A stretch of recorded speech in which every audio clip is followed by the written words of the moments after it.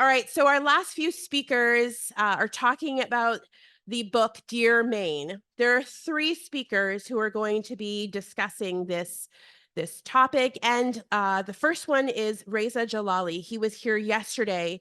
He is a writer, an educator. He's taught at the University of Southern Maine. He's authored a number of books, including Dear Maine, that focus on new Mainers and people with lived experience.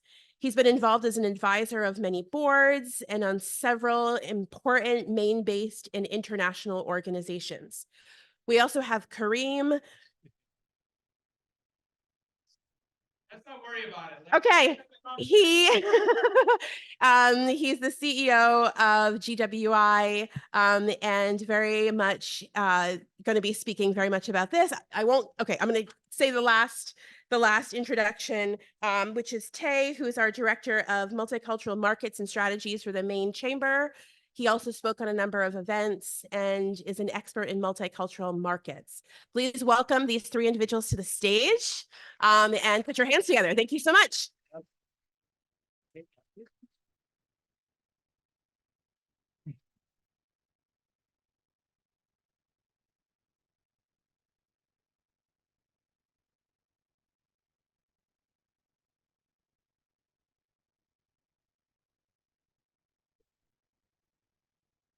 If you all promise to stay, you all get a free copy of the book. So promise me you stay, please. Thank you for being here. And I want to start with a disclaimer that we would have had a panelist of a different gender with us, whose story is included in the book. And they could not join us today. So I just want to make sure that if you're seeing three men sitting here, this was not intentional. My apologies for that as one of the panelists. So this book, Dear Maine, and each of you would get a signed free copy, thanks to Hamza Khan and Inclusion Maine, was an attempt to tell the stories of our new neighbors. Back in 2009, I was helping two other friends publish a book similar to this called New Mainers. And we were tired of having people refer to our new neighbors as Somalis, Sudanese, Vietnamese. So we came up with the term New Mainers. And I wish I had patented it because we would have made a lot of money. I'm kidding.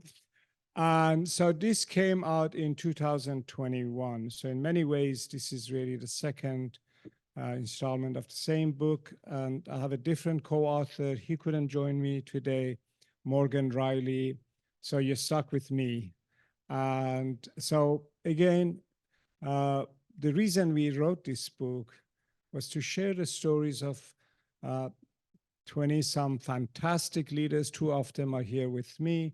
You'd get to hear from them.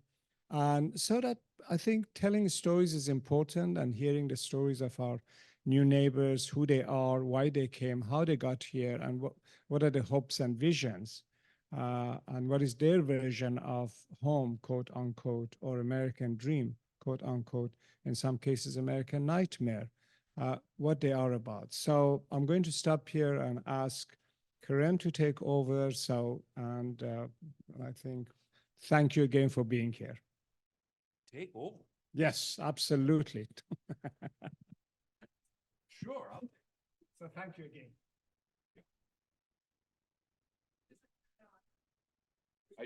I don't want to break it. There we go. I think it'd be great to have a conversation, actually. I think that's, well, Tay needs to talk a little bit. I know he does. No, you do. But I think it'd be great to have a conversation about what your stories are and why would such stories matter to you? Because I think at the end of the day, stories are what binds us. So the book is this marvelous universe of individual stories that have a lot of common themes to them and a lot of common anchor points, which are not unlike stories you read, frankly, in the paper, in the news, online. They're fairly similar. They're similar, not just for today, they were similar for when, I came over into this country in January 25th, 1988, in those, from the late 80s to the aughts. It's not dissimilar from the mass migration that happened from 1890 to through 1940s, 1950s, through Ellis Island. I think the interesting thing is to have a conversation about what to do with these stories. I think the interesting conversation is how do we affect the overall narrative, the arc of the story when it comes to a national conversation. It's one thing to have a personal conversation, it's another one thing to have a state conversation, and another one to have a federal conversation.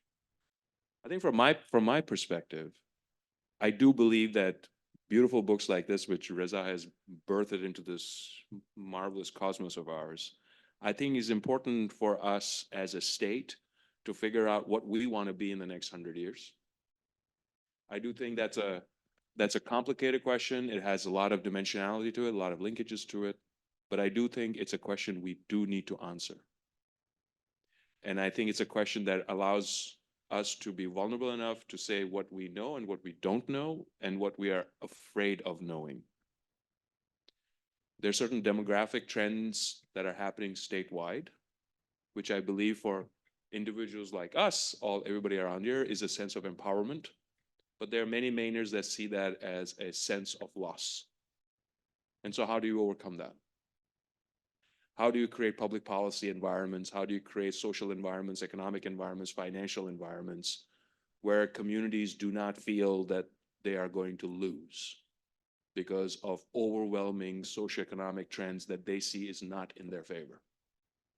That they equate that with a loss of culture, not a gain of cultures.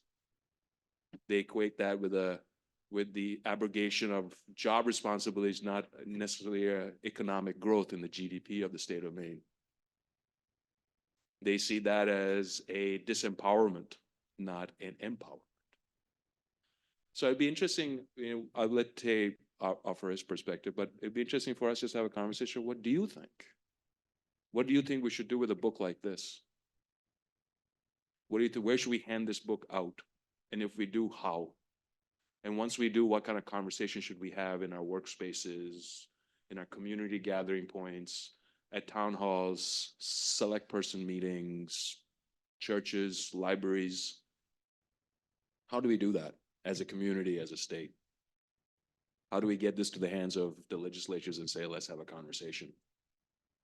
Make no mistake about it, we have to answer that question. We can't hide it under a rock and say we're not going to answer the question. If we answer it, we have a certain manifest destiny in our hands.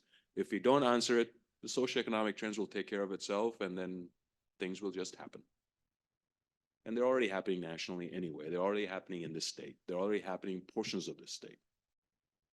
But the interesting thing is, to me, it's an opportunity to also see if we can be a knit society. There are places, it's no secret. You can drive out, 45 to 75 minutes out from this beautiful little area, little bubble, and you get to talk with people that frankly think I shouldn't be here. They don't. They don't want me to be here.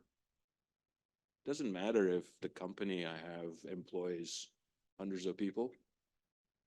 Doesn't matter if I've devoted my life for the last 30 years on equality and social justice and served on boards for profit and nonprofit. Doesn't matter. Doesn't matter if my wife is 7th generation Mainer. It doesn't matter if my kids were born and raised here. I'm not from here. I don't belong here. That's what they say. That's what they believe. Now, why?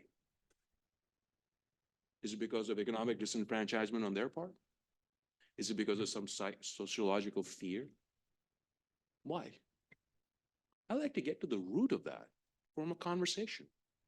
Because I think when you have those conversations, well, you may find some solution path. You may not find the ultimate solution path, but maybe there's a common ground to be achieved. I mean, there's signs on the roads, if you drive from here to Brownfield, New Hampshire, that are absolutely vile. Vile. They've gotten less vile, but they'll get more vile once the election cycle really kicks in. And it's nasty. But is that also an opportunity for us to understand why? I mean, these are individuals, they're God-fearing people, they have families, they have kids, but yet they believe that I don't belong here. Put aside the existential thought of it to one side, the belonging side, but they see me as a threat. Has nothing to do with the fact that, they have a problem pronouncing my name or they have a problem relating to my past. They just don't want me here. Now you multiply that by 1, 10, 100,000, 10,000, a million, that becomes toxic environment where the conversation then that disappears and we become sort of us and them, which I don't think is to anybody's self-interest actually. So this book, these books, how do we use them? How does take it to places where there's decision-making bodies to be had? Or how would you use it? I would love to be able to get to the bottom of that and try to figure that out.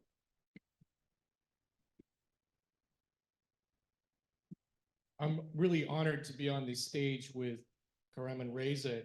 Darwin's evolution, it starts off with like a tadpole and then a mammal and then a human being. This right here is the evolution of storytelling. Reza has written plays, children's books. He's written, numerous books about New Americans. He's done a book of poetry. Karam has done a 90-minute, one-man show with musicals and songs and storytelling. And I tell dad jokes and fart jokes on social media. So it's Really good yeah, ones. it's really good. So it's storytelling to me is like sharing food, right? So there's something primal about sharing a meal with someone. It humanizes people, and storytelling humanizes every person, right? When you bare your soul and you bare your vulnerabilities, it doesn't matter who you are. You see that struggle. Struggle is universal. And overcoming conflict is universal. And these two gentlemen are phenomenal. Reza was a prisoner of, with the with the Iranian government, right? So he was basically lifted by Amnesty International. He survived that. You wouldn't know that if you didn't know his personal story. Karam came to the United States and thought, I'm Muslim. I think I'll go to the Midwest with $100 in my pocket and see if I can survive. And on a Catholic university. And that's what he did. And then, fast forward, he's this remarkable success and he's employed hundreds of people and is an inspiration to many. Storytelling is what's going to humanize and hopefully make us more civil.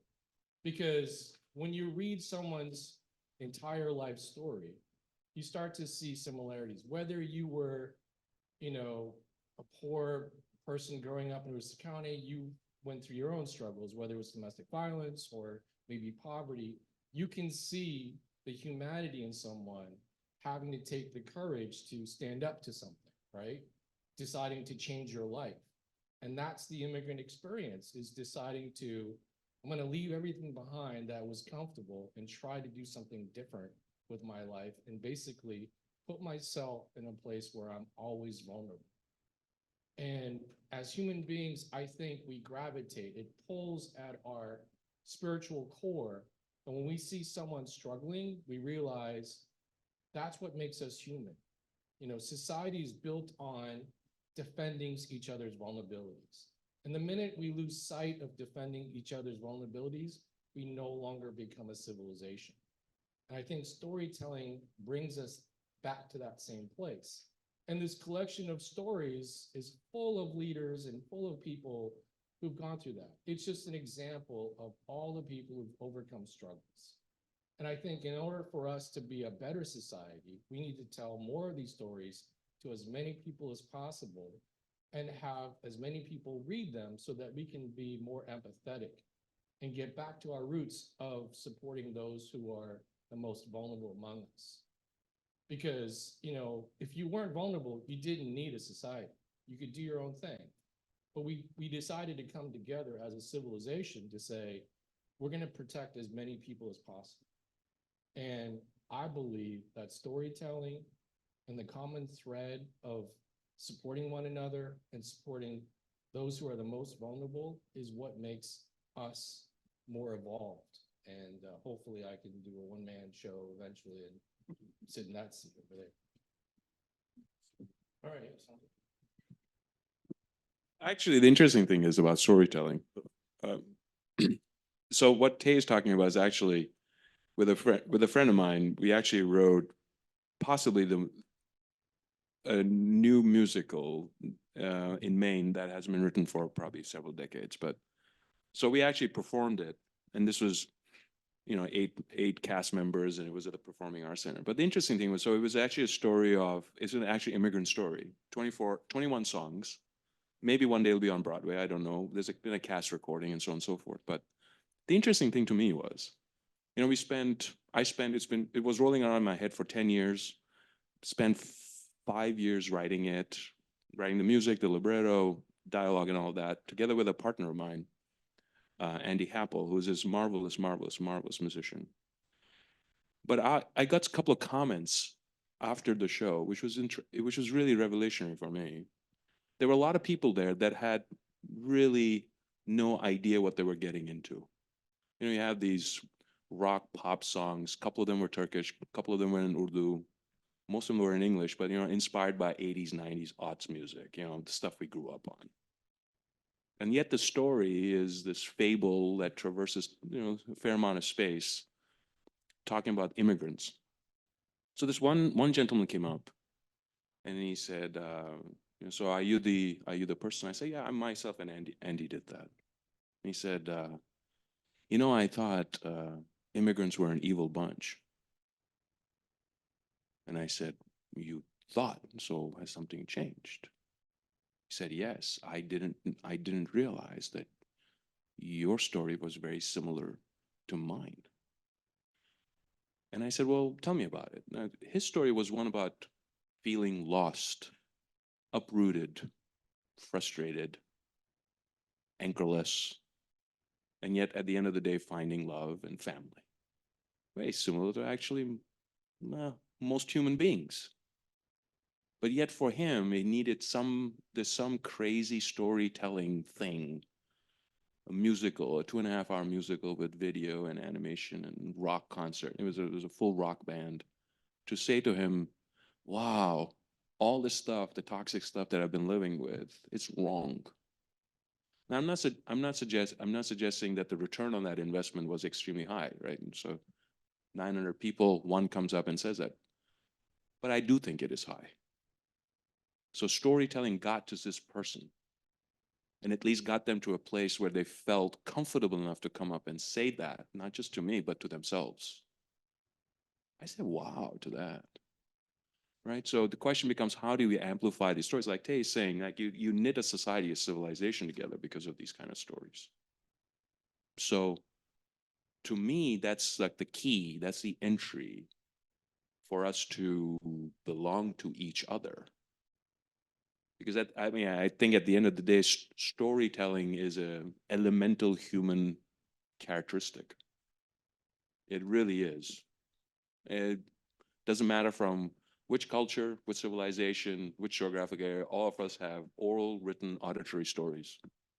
We create stories every day. That's why we binge on Netflix, frankly, because we love stories, just different forms of it. So this book and the book about immigrant stories, how does that get contextualized into something that matters? I do think that's up to us. I don't think it's some element that floats about there and does that. I think it's us. So that's why I feel honored and empowered that, okay, you know, my face is in there, my story's in there.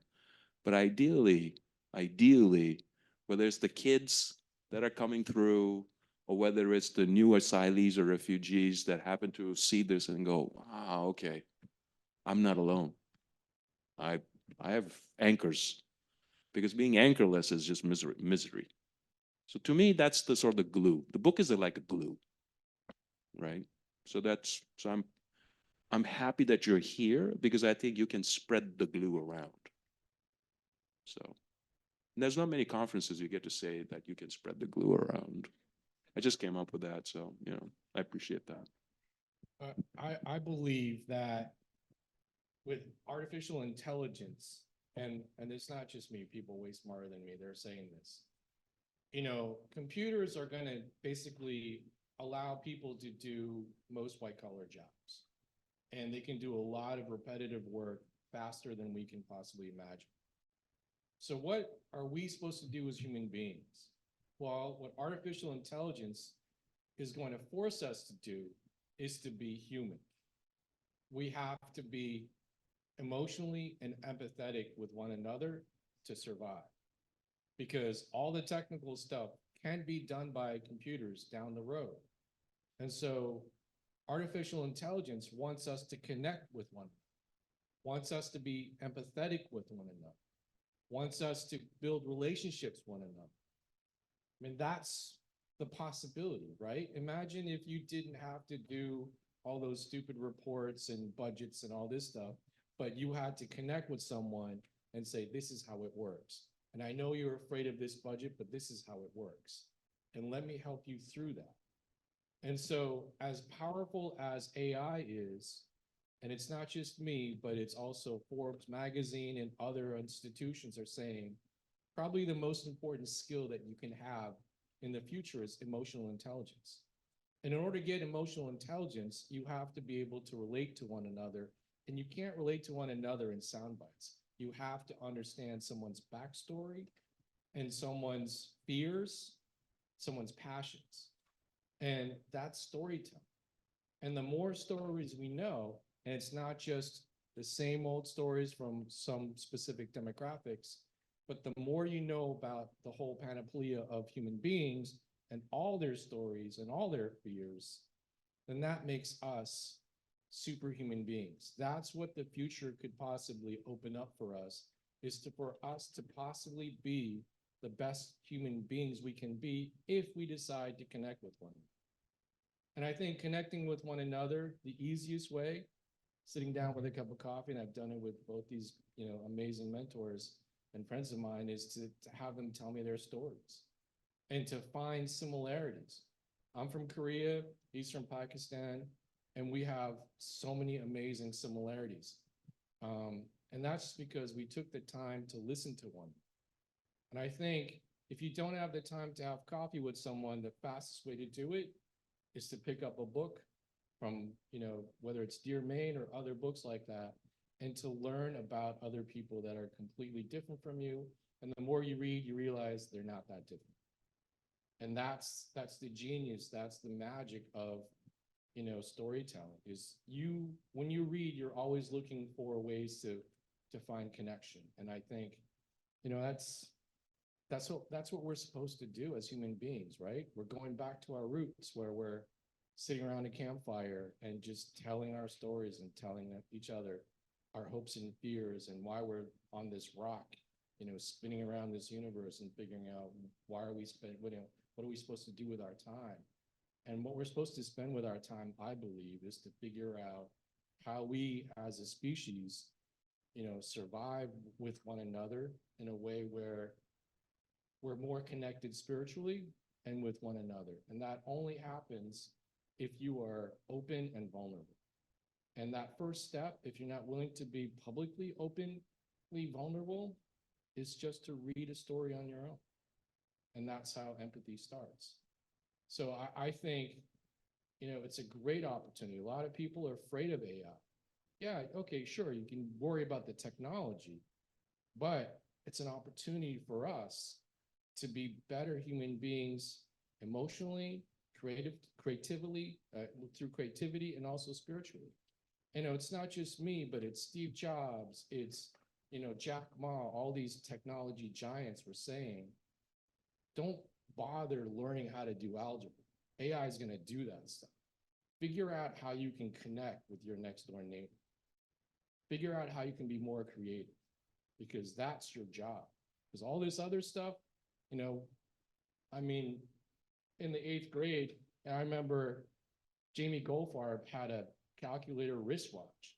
Like, oh my God, that's Buck Rogers. It's incredible. Like I was, memorizing the times tables. You just pushed a bunch of buttons.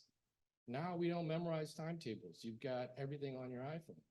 Well, other stuff is going to come our way, but that allows us not to catch up to technology, but it allows us to figure out how we can connect with them. And I'm just wondering if you have any questions for us, any of us, and we could spend the next whatever minutes we have to answer your questions, if any.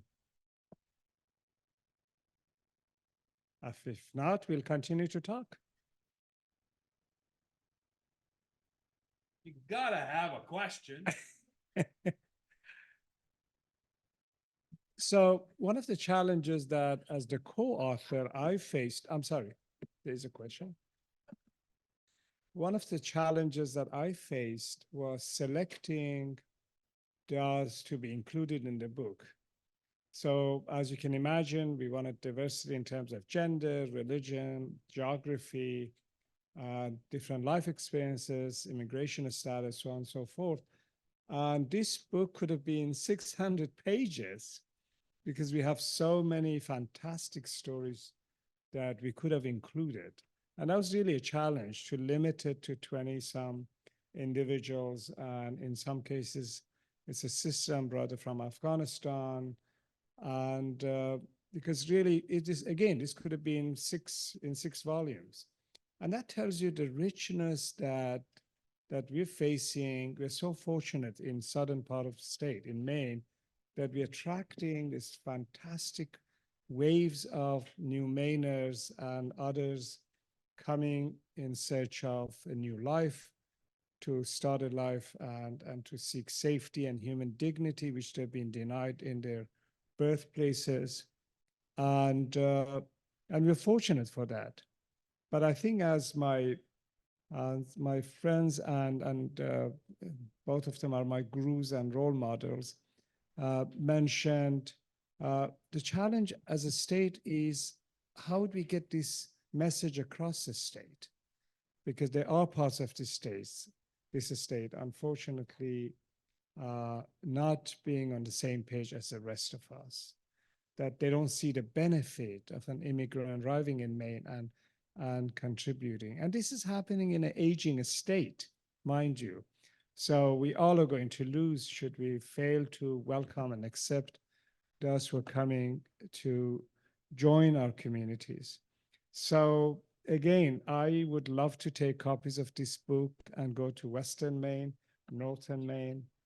I don't mean to generalize, but I feel that those are the parts of the state that they need to hear this message. So anything can help us. And the copy that you pick up today, please share it with others. And let me know if your local library needs some copies, I would donate them. And because again, I didn't make this money to make money. I didn't write this book to make money.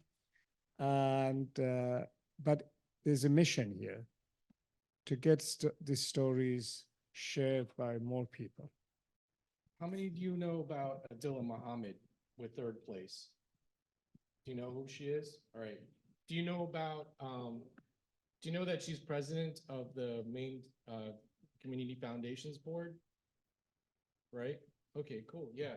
So here's a remarkable story that I believe that people should know, but most people don't know. And it's unfortunate. So we have a Black Muslim who's president of the largest community foundation in the state of Maine, almost $500 million. And, she's the first Black president of that foundation. And last fall, in October, they had a National Community Foundation Conference in Florida. And what happened in October last fall? The Lewiston shootings. So she goes down to Florida for the national conference, and the shooting takes place.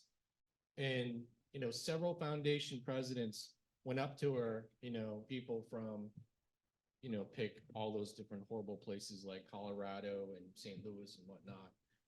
All those community foundation presidents went up to her and said, come with us. It's unfortunate, but there's, this fraternity or, sisterhood of foundations that said, we know how to raise money and how to take care of the community. Here's a punch list of what you need to do after a tragic incident. And so she helped to create the Lewiston Foundation because of that tragedy. But people don't know that we have a Black Muslim who did that, right? And she's remarkably humble. If she's still out there, you should thank her for that. She helped to raise millions of dollars to save, to help people who were affected by the Lewiston shootings. And that's the contribution that we don't talk about.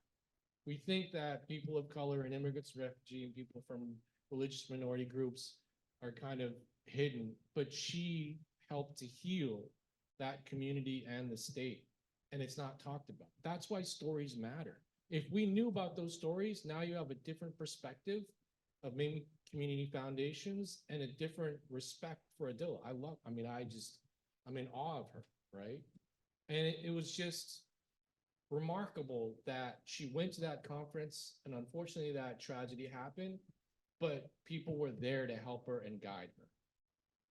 And if she wasn't there, it wouldn't have happened that way. It would have been much more difficult.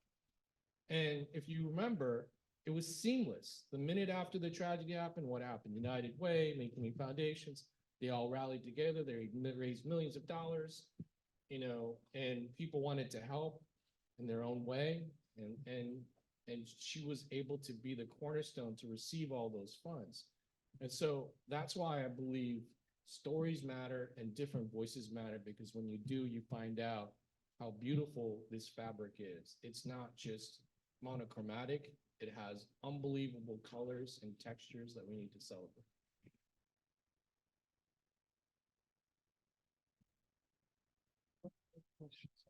There's a question? Oh, good job. Kate, just throw this.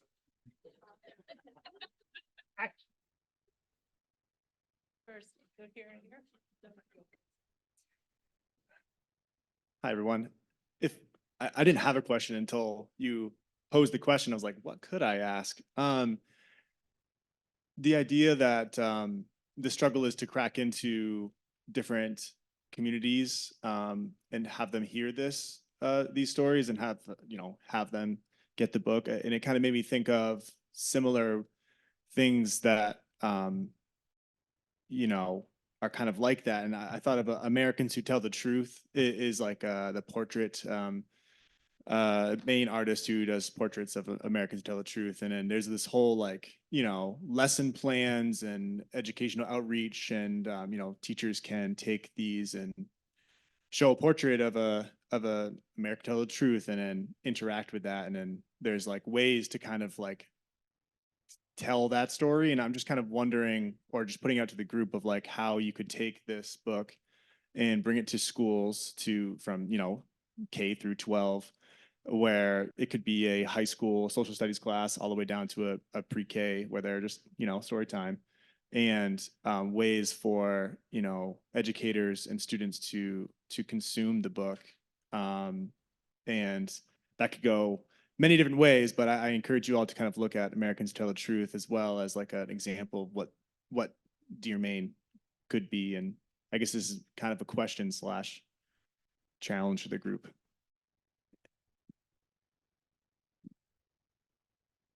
Thank you. In fact, the book includes portraits of those whose stories are included in the book.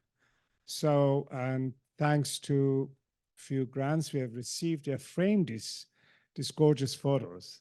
So any opportunity to share these pictures in a kind of an exhibition, to create opportunities for discussions, for conversations, community conversations, would be wonderful, and we'll be happy to be part of that. Definitely a great challenge. My question is just more about the writing of the book, and thought of it as you were talking about.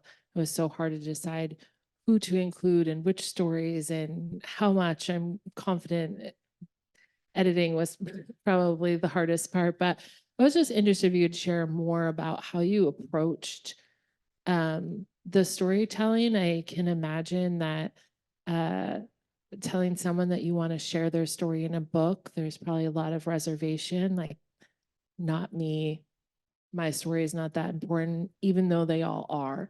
And so I just wondered if you could share more about how you approached it. Was it in a one-shot deal? Did you have coffee with them over months? Like, what was your approach to it, and how did you get them to really share themselves? Thank you. That's such a great question. And really, it was a process. It started with gaining the trust. I mean, imagine telling your story. Of course, some of the so-called subjects, I hate to use that term, were wonderful friends, but some were strangers that met me for the first time. And so I had to gain the trust and making sure that I would not be I would be invisible when telling the story. So the reader would not see myself and Morgan, my co-author. So there was tons of amount of honesty and being humility, that we were telling some important stories and that we had to show empathy. When the person talks about losing their member of families to firing squad, we just couldn't say. So next question. So we're not this average reporter, but we're actually a storyteller, which is quite different. But we agreed with my co-author, and the same thing with the other book, the first book, that we would have the same set of questions for sake of consistency that we would ask every person. And they were really divided into three. How was life back home? The transition, and what's happening now with you in this state, in this country. And because I came to Maine as a refugee myself, and at times we treat immigrants as if they don't have a past, as if they appeared from nowhere. And it was really important to me personally to tell the story of their past, that they were part of a community, they were leaders in that village somewhere in Africa, that they were a teacher somewhere in Europe, that they were a social worker here and there, a judge in Congo. So that's why we asked that important question: how was life back home? And because part of it was also educating myself and educating my reader or readers in this case, that how's life in the streets of Karachi in Pakistan, the smells, the sounds, in case of Kerem, that he would tell me that. And although I went to school in India, did my undergraduate in India, still I wanted to drop everything and go to Karachi and be part of that vibrant society and watch people play cricket, for example.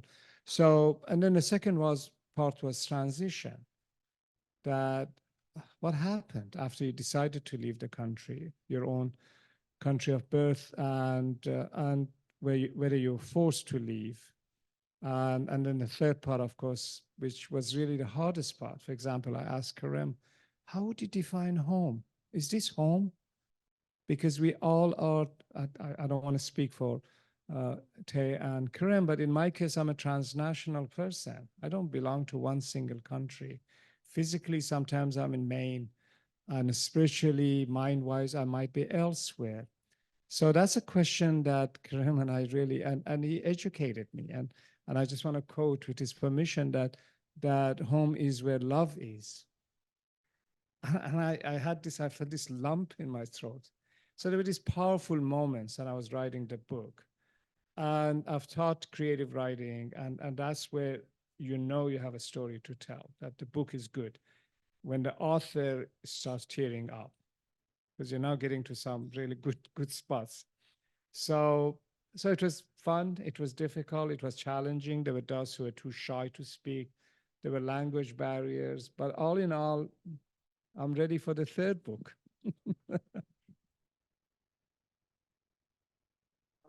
So this book is a precursor to Dear Maine. It's also another book you should look at. And the person on the cover is a hero of mine. Her name is Khadija Guled. And when I worked at the Kennedy Park Study Center, she was a high school student there. And, just the most mature, like unbelievable, like calm spirit I've ever met. Like I felt like I had to straighten up because she was like the adult in the room when she walked in. And you wouldn't know, but back then in the 90s, all the ESL kids in the Portland school system at Portland High School were in the basement of Portland High School. And the average length of stay for an ELL student was 8 years. So unless you came to the United States in elementary school, you had no chance of going on to college, because if you topped out at the ELL classes, then you went into general classes and then college classes, and then you could get credit to maybe go to college. So all these kids had no chance of going to college. And my mentee, Sam Carlos, came to me one day. He grew up in Sudan. He went to a British private school.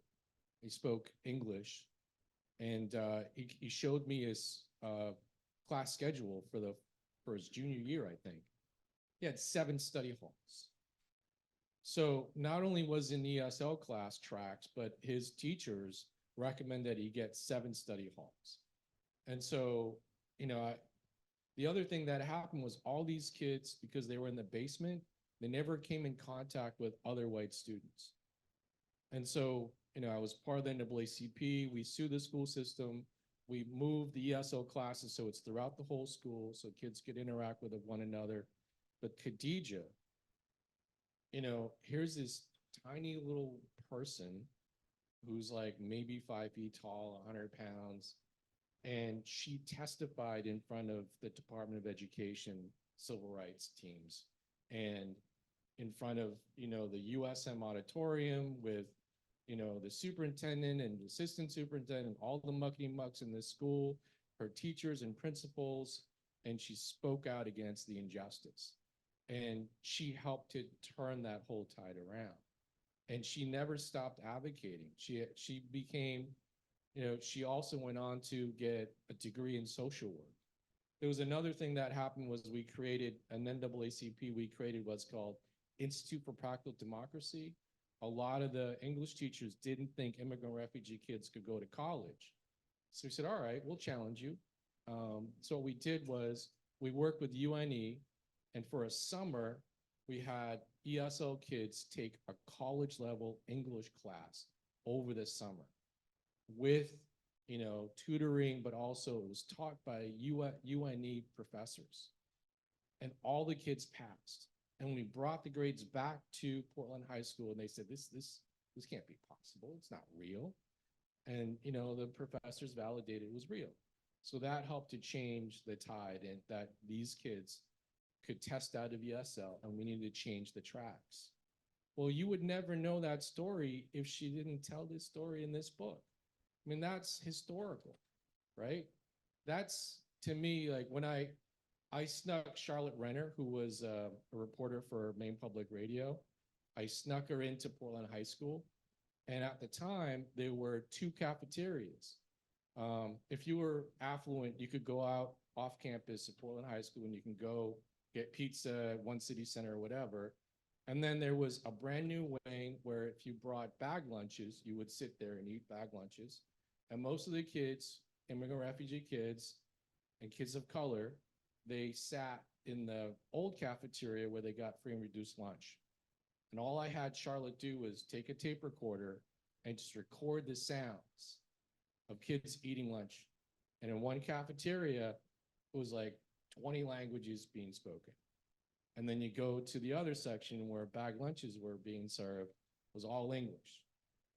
And that's all she had to do. And, that was the 1990s. And when I say that's how far we've come, it's remarkable, but we don't celebrate these heroes, and we don't talk about these stories. And there are amazing stories everywhere. And so that's why storytelling is critical, because without these stories, if I didn't tell you this, you wouldn't know it. You wouldn't know how far we've come. And there are other amazing stories that we don't know about today. But storytelling is what makes us human.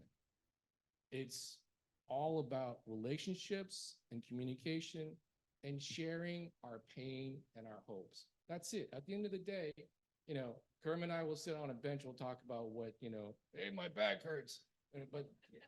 But we're also talk about what did this life mean? Why did we exist? And did we do enough?